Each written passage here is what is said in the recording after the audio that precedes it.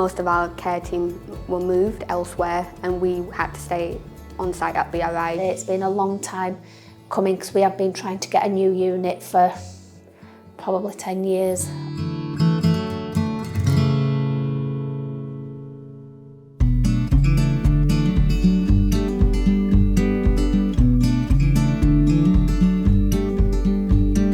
So I've worked in haematology oncology for the last 12 years. Some of the HBO patients, which are the hemoglobinopathy patients, are born with genetic conditions that require transfusions. So they include as thalassaemic patients that normally have transfusions every 2 to 3 weeks of their life from being small children.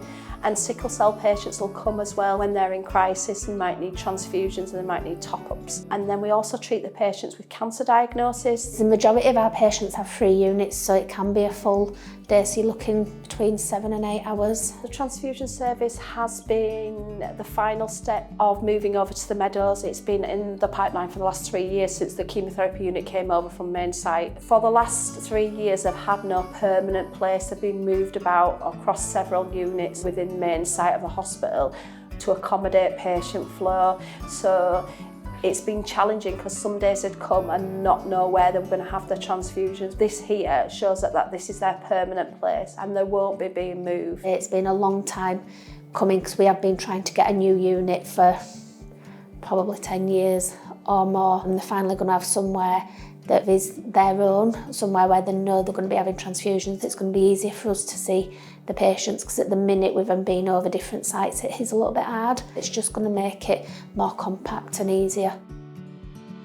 I have an inherited blood disorder called beta thalassemia major, which essentially means I don't produce enough haemoglobin, so therefore every 4 weeks, which is my regime, I come to have blood transfusions. When I originally came to adults about 12 years ago, which sounds crazy now. We went on to a day unit on Ward 7, which was quite nice, and then from there we merged with oncology, and then unfortunately the pandemic happened. Most of our care team were moved elsewhere and we had to stay on site at BRI. It's nice that we're now back together.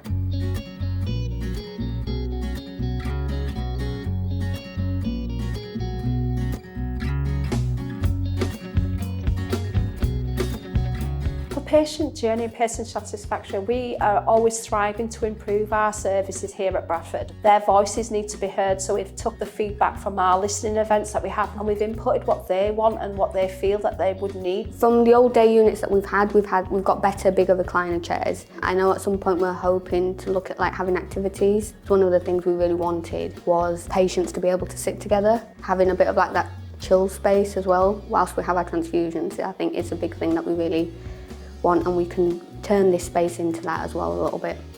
This is phase 1 and phase 2 will be coming at some point where we'll be offering just more than red cells, so like platelet transfusion, but that's the second phase. So it's really important that we get this right from day 1 so we can map out the next lot of blood products that can come down. Everyone's quite excited. I think hopefully going forward it should be a lot smoother for the care team and for us really.